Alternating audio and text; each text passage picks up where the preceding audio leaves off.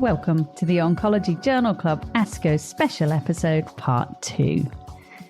Here we take a famously different approach to oncology research. If you're looking for an enlightening and entertaining take on ASCO 2024, the OJC team has you covered with their unique blend of expert analysis and humour. Our hosts go beyond the usual presentations to highlight how the research will impact clinical practice. I'm your producer, Rachel Babbin from the Oncology Podcast. Joining me are our amazing hosts, Professor Craig Underhill, Dr. Kate Clarke, and Professor Christopher Jackson. For additional insights and links to all the papers, visit the show notes on oncologynetwork.com.au. If you or your organisation are interested in podcast sponsorship, advertising, or production opportunities, please reach out to us at info@oncologynetwork.com.au. This episode was proudly produced by the podcast team at the Oncology Network. G'day, kia ora, kia ora.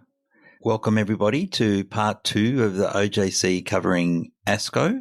I know many people will have read some of the ASCO data, watched it online, been there, read the ASCO Daily News, or been to some post-ASCO events. Here's another digestible form, hopefully a bit of fun and education at the same time.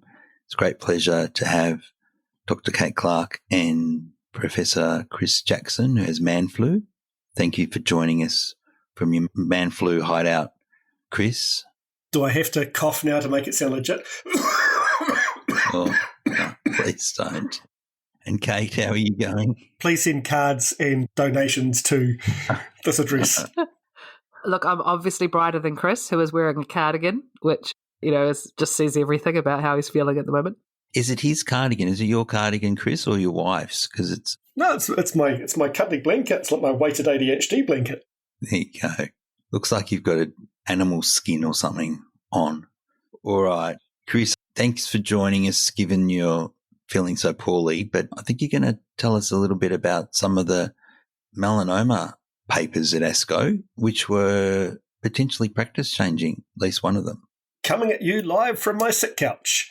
This special melanoma edition of OJC is brought to you by the Journal of Positive Results, the New England Journal of Medicine, and the plenary session. This is an ode to why I love Australian researchers so much. Yet again, the Melanoma Institute of Australia, led by the inimitable Georgina Long, Alex Menzies and co., just again knocked it out of the park with the melanoma session, really. The NADINA study was in the plenary, which was neoadjuvant ipi-nivo and resectable stage 3 melanoma. Now, this, of course, builds on the SWOG study previously, which was neoadjuvant pembrolizumab followed by surgery, followed by adjuvant pembrolizumab, compared to adjuvant pembrolizumab alone in stage 3, which showed an improvement in disease-free survival. This was in my opinion, better study of neoadjuvant ipi-nivo compared to surgery followed by adjuvant chemotherapy. So this study, again, led by Georgina and their team, randomised phase 3 study in patients with resectable stage 3 melanoma to receive 2 cycles of ipi-nivo, followed by surgery, followed by adjuvant IO. And the interesting thing was what they did was they did a pathological assessment as well. And if you had minimal response, then if you were RAF mutant, you would then go on to a BRAF inhibitor. And if you were RAF wild type, you continue with the adjuvant therapy of immune therapy. So what it's kind of doing is it's taking us forward imperfectly. It's thinking, what would I want to do? What do I think is the right thing to do biologically? And then designing a trial to test it. So a couple of leaps of faith, very ambitious and very exciting. So they classified the responses by pathology. Major pathologic response was less than 10% residual disease. PR and non-PRs went into BRAF or adjuvant nivo. Primary endpoint was event-free survival, which was the time to recurrence, progression, or death. This was an early report of the data, but it's still pretty damned impressive. The median duration of follow-up in the study was 10.6 months, which compares to the 14 months reported in SWOG, so both are very early studies.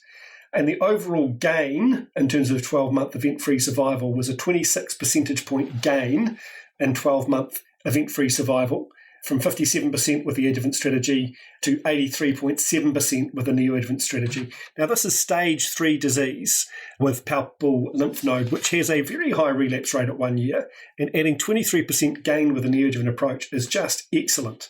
26%, and that does beat what they got with 23% in the SWOG study. One of the interesting points about this was that with their criteria for major pathologic response, 59% of patients did not need to go on to adjuvant therapy. So from a health economic perspective, giving the 6 weeks of neoadjuvant therapy meant that 60% did not need to have adjuvant, which cuts down the length of treatment, the exposure to adverse events, and the financial toxicity of this regime considerably. There's just so much to like about this study. It's using a rational design. It's courageous.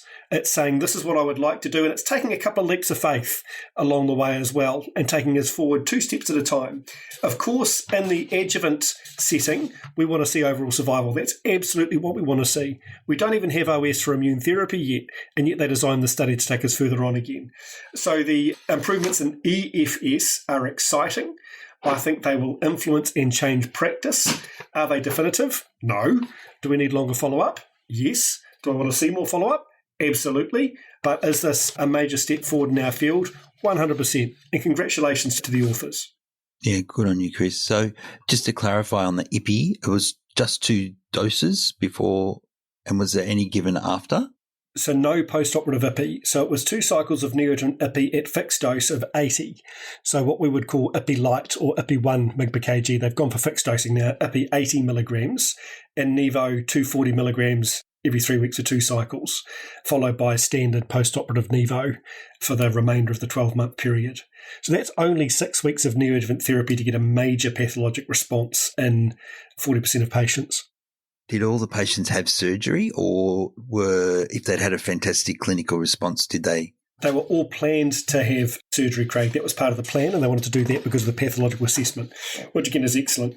The advantages of this compared to the SWOG study was the SWOG didn't have the pathologic assessment, they didn't have the de-escalation strategy, and they didn't have the rational switch to BRAF if you got a poor pathologic response. So I think all of those were the leaps of faith that these investigators took, because it feels like they would be the right things to do. And with that approach, they got the gain in EFS, which I think was great. Great. Kate? I just wanted to stress again that those that got a major pathological response, so had less than 10% viable tumour, did not get any more therapy. So for 60% of patients, it was 6 weeks and stop. And, people will argue, I think, about non-operative strategies and things, and I suspect that Chris may be presenting another trial for melanoma where that is now a thing. But in other disease types, we haven't been as brave. We say, PCR gives you a fantastic outcome, however you get there, 97% EFS in breast cancer, but we should give people another 12 months of therapy. So I think, this is very brave, and I do hope they get proven right in the long term. Really exciting. And for those of us who live on the poorer side of the Tasman, much more affordable than 12 months of therapy for everybody. The other really commendable thing about the study as well was that they did mandate the pathological assessment and did that properly, because what that means is that informs your practice for later. So I don't think you can legitimately go to a non-operative strategy until you've made this step first, and this is an essential step before we can go down that road of non-operative management. So again, just fantastic. I just got to love those Australian researchers. Thanks, Chris. Good on you. And so what else have you got in melanoma?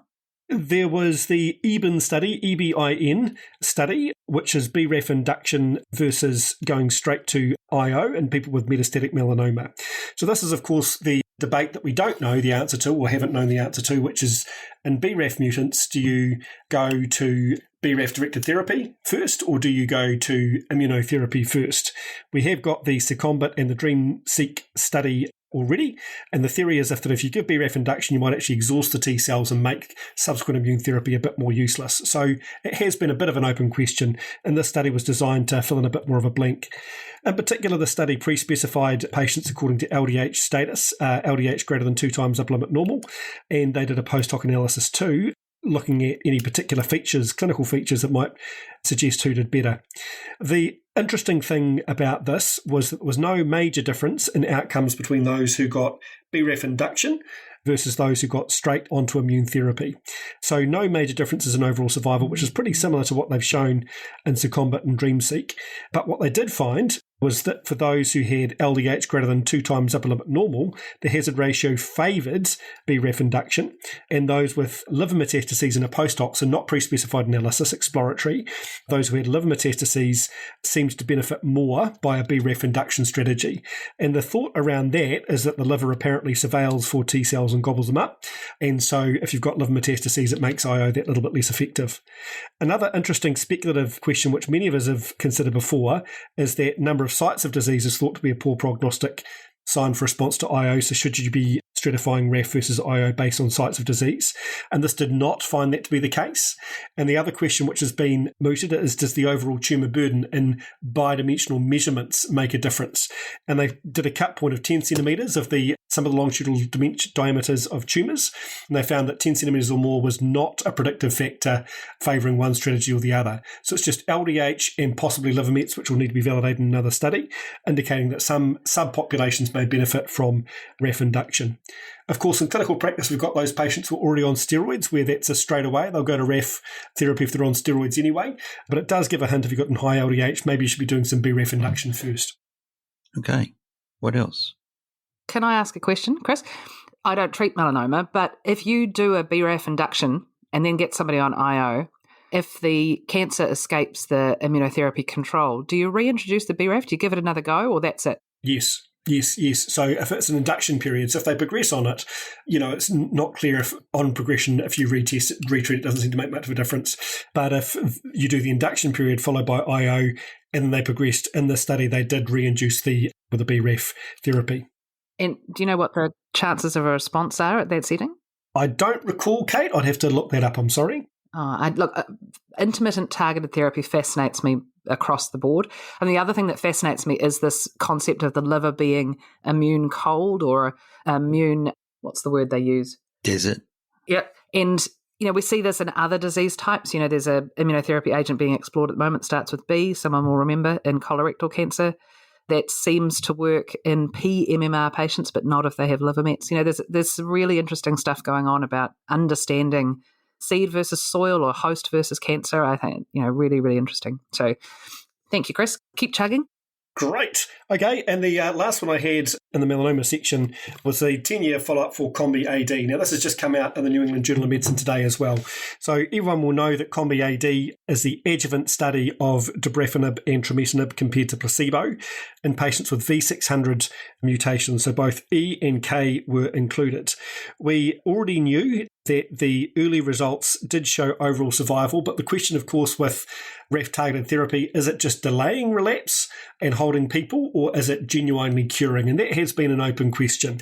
And so long-term follow-up has been critical.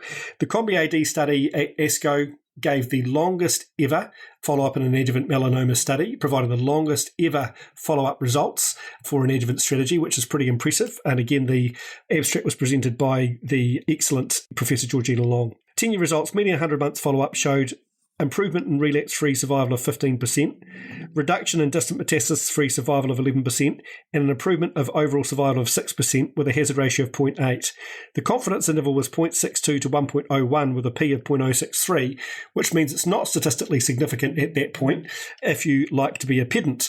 And in fact, the discussant was a pedant and said there is no evidence of a benefit, which I think is wrong. It's just there is evidence of a benefit. It just doesn't reach the pre-specified threshold of statistical significance. When they took out and separated the V600Es and the V600Ks, the V600E result was significant with a hazard ratio of 0.75, and oddly, the V600K results had a hazard ratio of 1.95, suggesting possibly that V600Ks did a fraction worse. Either that or just the confidence interval was wide, and so there was no overall survival gained with the V600Ks. Professor Long speculated that the Ks had a higher mutational burden and therefore may be better treated with immunotherapy.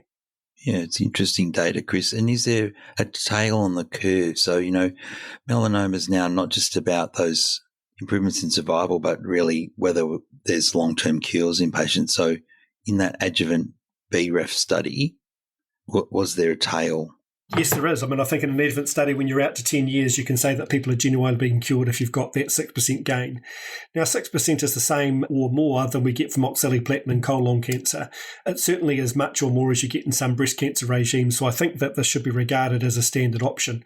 Interestingly, though, at the time we get the 10-year data, you've now got the neoadjuvant approach in stage 3, so it may well be that neoadjuvant is going to supersede this anyway. Yeah, I think there's been a move away from adjuvant BRAF inhibitors in the BRAF-positive patients towards giving them immunotherapy. Anyway, I think the thought is that there may be more long-term cures. Which is quite remarkable because we don't actually have that data yet. There is no immunotherapy study in the adjuvant setting that has got overall survival data as yet. We've got studies of Nivo, and we've got studies of Pembro, the ORTC study, which have got good improvements in DFS of plus 15%, about that, hazard ratio 0.49 or 0.55 depending on the study. But we don't have overall survival. And in adjuvant, overall survival is king. And with such effective salvage therapy, given that immunotherapy is so effective in the metastatic setting for a large number of people, it's entirely plausible that salvage IO could be enough. So strictly, we've got survival data for BRAF, and we do not have survival data for IO. So it's still a hunch that IO in the adjuvant setting is better. Yeah. But that's why I think the neoadjuvant trial was so clever, because a 6-week test of strategy and then no more therapy for people who are going to do so very well. You pick out the ones who have a need for BRAF inhibition. It's so elegant. So very elegant. Yeah, it is elegant, and it's taken us further forward, and it means that BRAF inhibitors are no longer consigned to the relics of history. In the adjuvant setting, it's incorporating them into a paradigm in a way in which you would want to do. So again, just reinforces the genius of that NADINA study. Okay.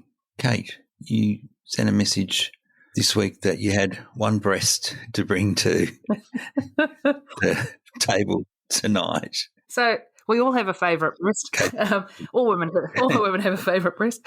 Look, this is actually practical. Just to explain that to people who haven't listened to the first episode, Kate's already presented the breast data from ASCO, but she remembered this week there was another one she wanted to talk about. Yeah, because as what happens to most medical oncologists, I had a patient for whom this is relevant. And I still have some questions. So this is ABRAVE, which is a study of mostly 90-something% of women were post-neoadjuvant, having had platinum, taxane, and an anthracycline, but with non-pathological complete response in triple-negative breast cancer. So we know these women are already at very high risk of relapse in the order of 40 to 60%, depending on the amount of residual disease. They then went on to, the original trial plan was for them to have 12 months of ipilimumab, an anti-PD-L1 that we don't see a lot of in New Zealand because it's very expensive. But after the CREATE-X data published, so for those of you who don't do breast, women whose cancer has not managed to achieve a pathological complete response after standard chemotherapy get more chemotherapy with a hazard ratio for disease-free survival of about 0.7. They integrated that into their trial. Oddly, they were recruiting at the same time as a famous neoadjuvant IO trial in breast cancer that chose not to do that. So anyway, so they integrated, so women were then, and 3/4 of women went on to have their adjuvant capecitabine and then their ipilimumab.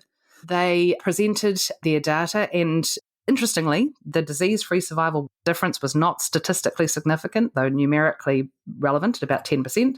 The overall survival benefit and the distant disease-free survival benefit, both of about 8-9%, were statistically significant. And they didn't have hierarchical P problems. So I found this really interesting. This is throwing cats amongst the pigeons in terms of, do we give neoadjuvant immunotherapy to everybody or reserve it only for those whose cancers don't get to a pathological complete response, which would halve the number of women exposed to IO. And this trial has presented overall survival benefit, unlike the Keynote trial, which apparently is coming. I heard rumours it's coming at ESMO. Bloomberg has said that it's positive, but I haven't actually got the magnitude of benefit yet. Okay. Well, I'm going to change tack a little bit now, Kate. I'm just going to mention a couple of trials in palliative care. And so from the plenary at ASCO, and remembering the theme of ASCO was something like, don't want to misquote it, the science and art cancer. So this sort of fitted with getting away maybe from the science and thinking about the art of medicine. So this was a study showing that telehealth was acceptable and non-inferior to face-to-face visits for patients with non-small cell lung cancer who had an early referral to palliative care. And to contextualise this briefly, this is going back to 2010, the plenary at ASCO featured a large single institution study randomising people to early referral to palliative care or standard of care, and it was published in the in New England Journal at the same time. So it actually showed a survival advantage to the patients who'd been referred early. The hypothesis was that they were looked after better and maybe stayed on treatment a bit longer. But it was like a 2.5, 3 month survival advantage. So if it was represented now as a drug intervention, it probably would be a plenary as well. But not only showed a survival advantage, but improved quality of life and mood, better documentation of advanced care directives, less chemotherapy or other interventions within 30 days of death, less hospitalizations and ED visits, and paradoxically more time in the hospice, which might reflect community expectations of place of death at the time.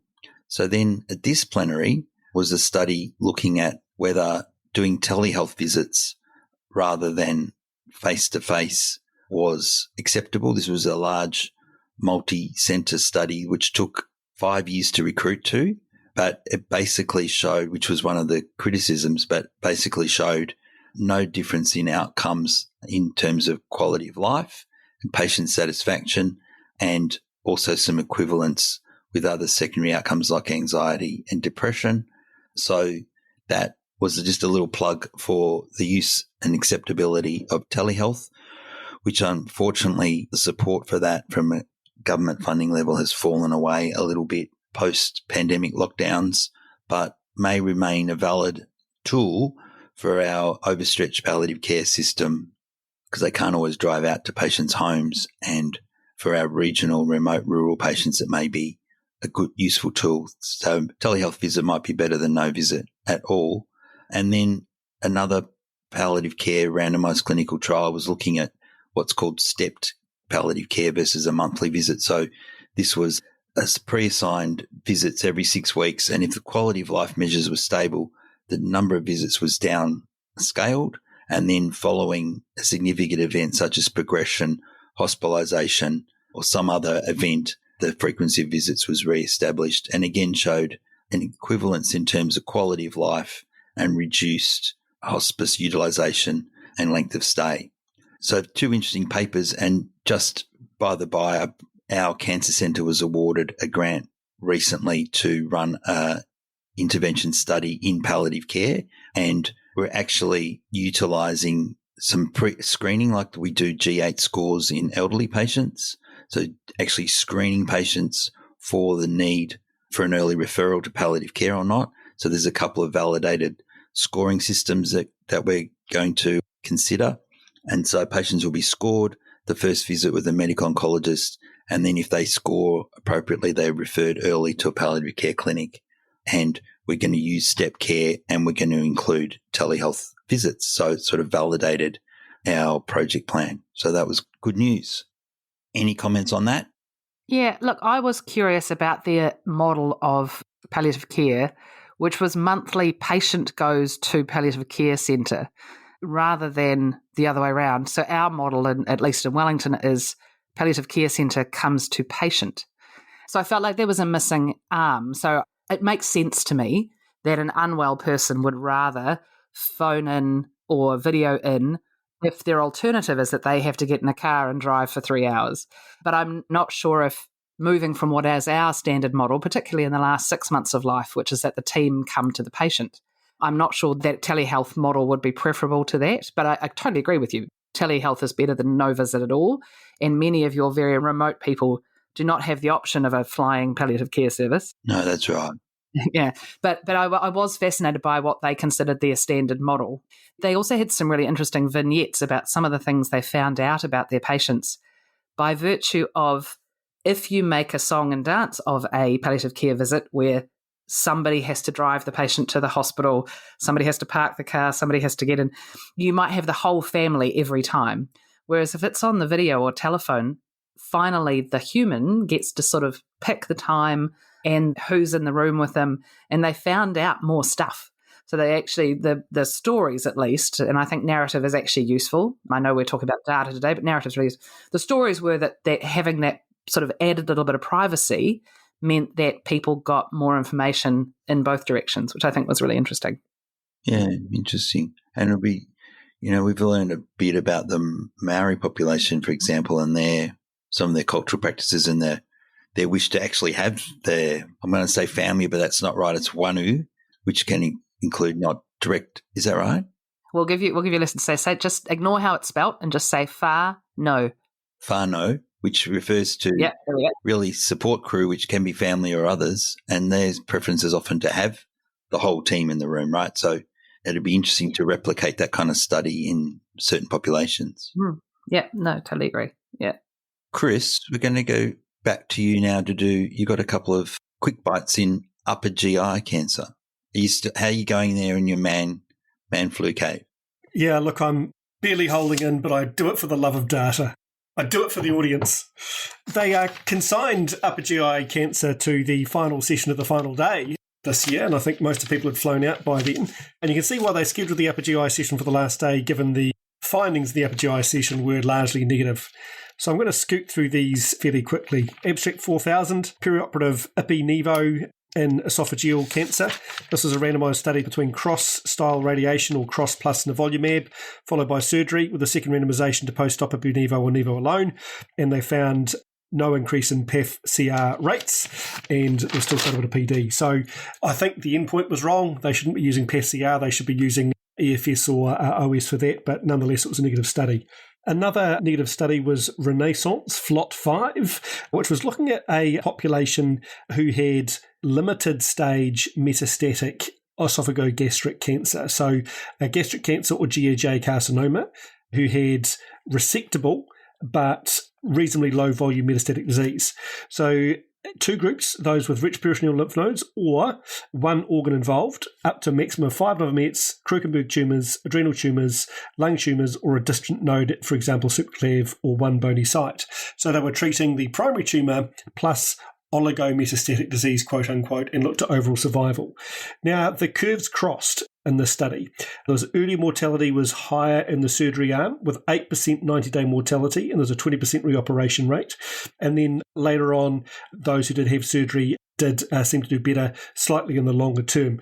Now, of course, when you've got non-proportional hazards, you can't do a hazards ratio. You have to do restricted mean survival time, which they didn't do, but it did show that there's a small subpopulation who does well from surgery, but actually surgery in patients with metastatic disease is hazardous, kills people, and keeps people off their chemotherapy, which is the intervention which is actually giving them life for longer. So I think further work needs to be done. Those with rich peritoneal disease seem to do okay. Those with peritoneal disease did worse. So we have to further categorise this before we start considering surgery for metastatic disease. Yeah, that broke my heart, that one, because I had biases in the other direction. But one of the bits that annoyed me was that the phase 2 wasn't as inclusive in its inclusion criteria. And then they widened the inclusion criteria for the phase 3. I was like, no. But also how dangerous an RPL&D is. I think of the poor outcomes associated with, back in the day when I did testis cancer, was often the RPL&D surgery. So, it's a tricky operation that needs to be done in the hands of experts. Yeah, indeed. The Armani study was an Italian study. I love the name Armani for Italians doing the study, looking at paclitaxel with ramucirumab in patients with HER2-negative gastric cancer. So a switch maintenance study. Basically, people got induction Capox or Folfox for 12 weeks, and then were either switched to PAC-RAM maintenance or Folfox Capox times maintenance. And it's an interesting idea, actually, switching your active agents after a set period of time to see if making sure you get exposure to all the drugs at an early point is going to give you a better outcome. They chose progression-free survival as their primary endpoint, which I was pretty upset about, actually, because adding in additional drugs is going to prolong your PFS. It's fairly predictable. And in gastric cancer, I mean, come on, the overall survival's under a year. And the median, you don't have to have a large number of events to prove overall survival gain in that population. The median PFS was improved by 3 months, which is, surprisingly enough, about the gain you get by adding in PAC-RAM anyway. And the big issue, of course, adding in paclitaxel to Folfox is that they get more neuropathy. So I don't think that's going to be a winner based on the excess in terms of neuropathy, which was 61 versus 45% worse in the PAC-RAM arm, and only a month or two different in the overall survival. We need video, Chris, of Craig's face when you said how many people got peripheral neuropathy. He's like, yeah, it was pretty bad, eh? The giant study in Pancreas cancer, gem Abraxane versus expensive FOLFIRI. Nanoliposomal irinotecan with 5-FU. In older patients with PDAC, that was closed for futility. I really just think that nanoliposomal irinotecan should give up. Then looking at another study in adjuvant pancreas cancer. So adjuvant head of pancreas, so resected head of pancreas. Patients had induction adjuvant gemcitabine times 5 months, randomised to finish with gemcitabine or have consolidation chemoradiotherapy. So this is an important question. Local relapse is still an issue in head of pancreas cancer, and the radiation oncologists want to muscle in this field as often as possible. So should you just give chemo or should you give consolidation chemoradiation at the end? Overall, negative for overall survival. So again, no role for adjuvant radiotherapy. Maybe that's a take-home message. But there did appear to be possibly a benefit, no negative, so I'm sure the radiation oncologists will still be encouraging us to consider consolidation radiotherapy in those node-negative patients. And intuitively, node-negative patients more likely to be a localised disease where a localised therapy like radiation might be helpful, and whereas node-positive is more likely to be a systemic disease, maybe that's when you need to just stick with the systemic therapy. ABC07, unresectable cholangiocarcinoma, again, adjuvant chemo induction followed by either more chemo or chemoradiation. No difference in PFS, no difference in OS. Don't add adjuvant radiotherapy to your chemotherapy in unresectable cholangiocarcinoma. And they were the key highlights in upper GI I wanted to cover. Well, Neil Tebbets made the point that after the ESOPAC study that you talked about last week, Chris, with showing FLOT was better than CROSS, that maybe we don't need radiation oncologists at the upper GI MDTs anymore. What do you think about that? Kate's, I'd like to see. We need for you to have Kate's face reacting to that.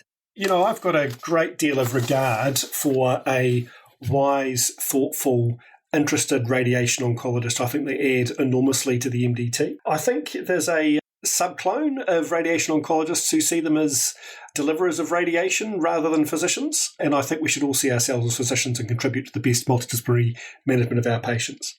Yes, I agree. It was being provocative, but I think it's interesting. We seem to have, at this meeting, diminished the number of patients they'll need to be involved with a little.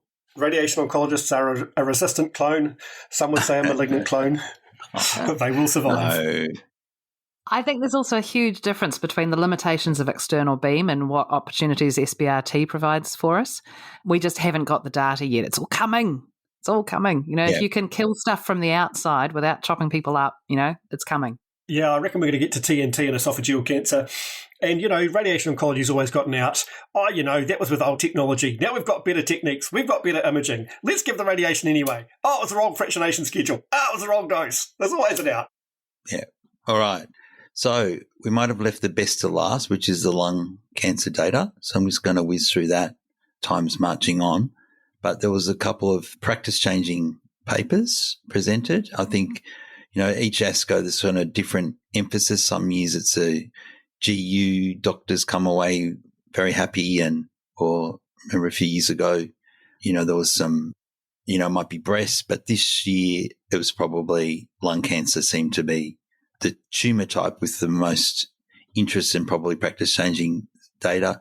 And so the first study was from the first day, 5-year CROWN data showing continued benefit with lorlatinib in advanced ALK-positive non-small cell lung cancer. This was presented by Ben Solomon from Peter MacCallum Cancer Centre in Melbourne, and it showed quite provocative data. There was tweets going out with showing the survival curves with people driving trucks between the survival curves. So it was really impressive data. The median progression-free survival was not reached with the 5-year follow-up with lorlatinib compared to 9 months with crizotinib, and 92% of the patients at 5 years given lorlatinib were free from intracranial progression. So that's quite substantial data in this first-line metastatic setting. Of course, ALK-positive non-small cell lung cancer is about 4% of all advanced cancers, but lung cancer being so common, it translates into a significant number of patients. With the advent of the targeted therapies, one of the take-home messages is we do need to be testing routinely in lung cancer for biomarkers and getting patients onto targeted therapy as appropriate. And then what did you think of that data, Kate? Because did you see that session? I have one absolutely glorious patient on lorlatinib, but he got his cancer at the wrong time. And so he had whole brain radiotherapy back in the day. And so despite what I said, defending radiation oncologists, we do have this window, and I've had the similar problem with melanoma patients who got their melanoma at the wrong time, got whole brain radiotherapy, and then lived much longer than expected. So it's tricky when new stuff comes and you almost end up, what's the word? Sisyphean something. I'm sure there's a Greek myth that fits, but I'm very excited by the fact for these patients it's a chronic illness and it's a tablet or two a day. You know, they don't even have to go into centre. That's fantastic. What's the toxicity like, Craig? Yeah, there's some specific toxicities with it, and it includes hypercholesterolemia, weight gain, which needs to be managed. Quite a significant proportion of patients need a dose reduction. And so, we've talked before about those low-grade but chronic toxicities that can have an impact on patients. So it's not without its toxicity, but needs management or dose reduction. Yeah, I agree. I mean, a month worth of grade 1 toxicity can be worse than a day of grade 3 toxicity, right? Yeah, that's right. And is that the optimal agent, Craig, or are there better ones? This is a third generation. There's some fourth generations coming, but this is the best one to date. So we have this available in Australia. New Zealand. I did look it up. It's about $7,000 a month, but patients are able to go onto this upfront. And then the next generation of studies might be with the newer agents again, or it might be around using biomarkers or to try and de-escalate. But the thought is that people will need to be on this drug lifelong. Is osimertinib EGFR or ALK? EGFR. EGFR, okay, cool. But it's a very good question because the next paper is actually about osimertinib. And so again, targeted therapy. And this is the LAURA study, late breaking abstract 4. So they're just giving osimertinib after chemoradiotherapy for stage 3 patients with EGFR positive, EGFR mutated disease. So they excluded exon 19 deletions and L858R mutations which resistant to the osimertinib. So again, patients stayed on osi long term. Again, very impressive progression-free survival curves with at 39 median progression-free survival versus 5 for the patients on placebo. So hazard ratios of 0.16. So again, quite impressive. And this is for progression-free, not overall survival, but this is a maintenance strategy in effect for stage 3 disease patients with very few of those cured by standard chemoradiotherapy. So again, probably a change in paradigm now. This drug is available in Australia for unresectable stage 3, so stage 3Bs and 4s, but not as yet for the stage 3A. Kate? So do you think there will be a paradigm shift where either chemoradiotherapy falls away because it cures, what did you say? I think it's about 10% of patients, isn't it, in the control arm at that point? Or do you think that the chemoradiotherapy adds something? The cure rates has been a little bit higher than that so the discussion went over that. So in the historical arms of randomized clinical trials, the chemoradiotherapy arms have been in the 20 to 30% range. In the Pacific study, which was adding nivolumab as maintenance after chemoradiotherapy, the placebo arm had a 33% 5-year survival. In the Durva arm, it was 42%, just to put that in context. So we don't have the survival data yet from this LAURA study, but the thought is that this data is more impressive in these patients than immunotherapy. And so that's probably the paradigm shift. And again, like we saw in that Crown study, the CNS protection in these patients was quite impressive. So at the CNS disease-free survival in these patients that was substantially improved. It was like a 97% control rate at 3 years versus 77% with the placebo arm. So again, there seems to be, we're basically treating people with micrometastatic disease. So 30% might be cured long term, but 70% are going to relapse. And so putting them onto osimertinib upfront seems to give longer disease control. But again, it's a lifelong treatment. I don't think that the trialists believe the chemoradiotherapy is curative because there is no end to the osimertinib. If that was truly an adjuvant trial as opposed to a maintenance treating subclinical metastatic disease, they would have said 6 months, 12 months, 3 years, whatever. They didn't. It's until progression, or until recurrence, whatever, hard to judge in a post-chemoradiotherapy lung. So I'm just curious as to what the chemoradiotherapy is generally adding in this EGFR mutant population who I think the trialists believe that stage 3 lung cancer, that is EGFR mutant, is not curable. And I think if there's going to be more stuff coming out of that. I'm curious as to the discussions that must have been had around the table. I would have loved to have been in that room when they were designing the trial. But yeah, I find that really, really interesting. I can't remember if the discussant actually released the durvalumab broken down by EGFR because there was so few, the Pacific trial. But I also have to give them an up for switching from an ocean to a sea. I thought that was, because, all comers was an ocean with Pacific, and then the narrowed population was Adriatic. I quite like that. Yeah. So the take-home messages from the discussion of this study was, again, that the design acknowledges that very few stage 3 unresectable non-small cell lung cancer patients are likely to be cured. So pragmatic design, but the next generation might be biomarkers to guide de-escalation. So there might be a subset where you don't need to continue on lifelong. Chris? Yeah, I agree, Kate. You took the words right out of my mouth. This isn't an adjuvant study at all. It's the early treatment of metastatic disease, isn't it? And that's what we're seeing here. Craig, what were the rates of exposure to osimertinib in patients at progression? The crossover? Yeah.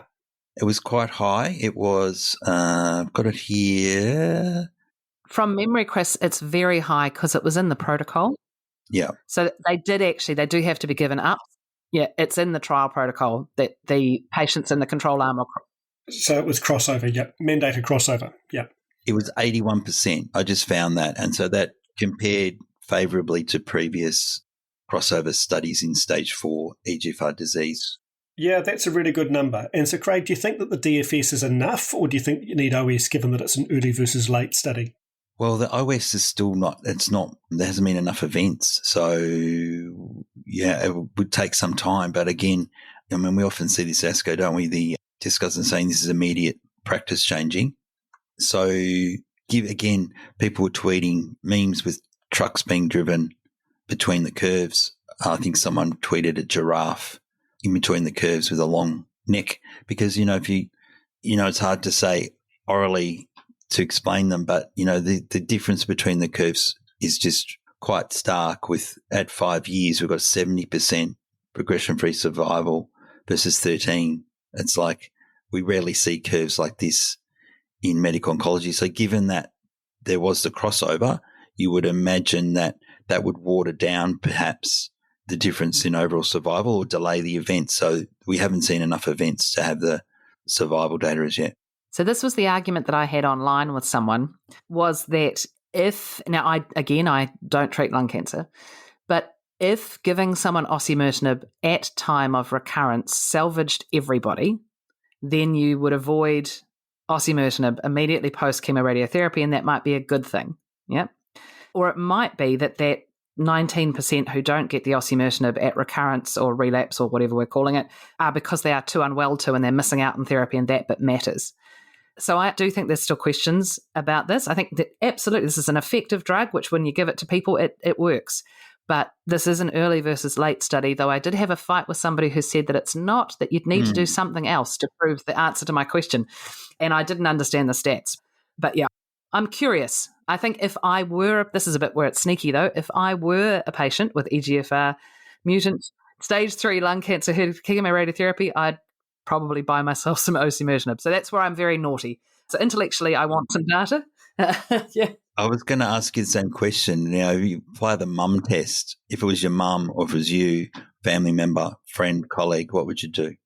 I think it just goes to show that being alive and free of disease is important to patients. Yeah. All right. And the third lung cancer abstract that's probably practice changing is we're going to switch to a different C, going to Adriatic C. This was late breaking abstract number 5. So this was looking at the role of durvalumab consolidation in limited stage small cell lung cancer. So the standard of care in this has been carboplatin etoposide combination chemotherapy for several decades. And this is the first time we've seen in a large randomized clinical study a new intervention that improves overall survival. So take-home messages, median overall survival with nivolumab was 55 months versus 33 months with placebo. Progression-free survival was 16 versus 9 months.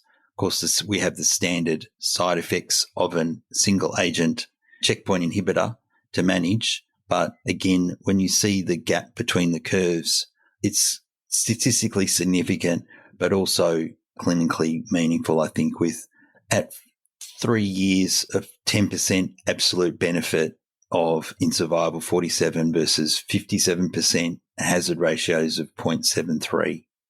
Yeah, I was first an oncology house surgeon in 2002, and this is the first time practice has changed in small cell lung cancer in that time. So the previous study, the osimertinib maintenance/adjuvant, got a standing ovation. My little group near the front row of Hall B1 or whatever it is, forced a standing ovation for this one because nothing has changed in 20-something years. So this was really exciting. Yeah. So there you go. So probably a new treatment. It's not yet available on funded, but it probably will be down the track. So not in terms of tomorrow in the clinic, not immediately practice changing, but I think with time it will. All right. And then a couple of other things to mention. There was a little bit of pre-ASCO meeting hype about sacituzumab versus docetaxel in second-line treatment. Again, that hype probably was downplayed during the meeting. They teased out that patients who hadn't previously responded to IO had a clinically meaningful but not statistically significant overall survival. So that was the subject of press releases, but I think the discussant really downplayed the benefit of, really didn't convincingly beat standard of care, which remains docetaxel or probably another clinical trial. And also, again, a little bit of hype about a new KRAS G12C inhibitor, which, is a significant proportion of lung cancer. I think it is in advanced lung cancer. It's about, all of KRAS is about 15%. And the 12C is a significant subset of that. Can't remember the exact number off the top of my head. But again, this showed a small progression-free survival compared to docetaxel, but didn't demonstrate convincingly a clinically meaningful survival advantage. So an expensive treatment option over docetaxel as it stands. All right. We've covered a lot of data in this episode and the last one. Any final thoughts, Kate? I was intrigued about the standing ovations. I'm sort of in two minds about that. Again, I guess when you haven't seen a new change in a new treatment in a particular tumour in 3 decades, it's easy to get excited. So the largest standing ovation was for the Aussie trial. Mm-hmm. The melanoma one didn't get one. Deserved it. And you would have thought that was more practice changing. So, I think it very much depends on who's sitting where and if they've pre-planned it, to be fair. So, I think my cynical brain on. And I think there were, in the sessions that I went to that weren't plenary, I think there were other equally worthy practice-changing pieces of data. And I'm not on the organising committee or the educational committee. They obviously have a very hard job. But, I think it's very hard to pick a winner when there's probably some, really other sexy stuff out there. Chris? Do you reckon they should add the amount of applause got at the plenary to the ESMO Magnitude Clinical Benefit Scale? That's a good thought. No, because it's so easily gamed. You just fill the things. What, you mean like other aspects of trial design and endpoints, Kate, which are not easily gamed at all?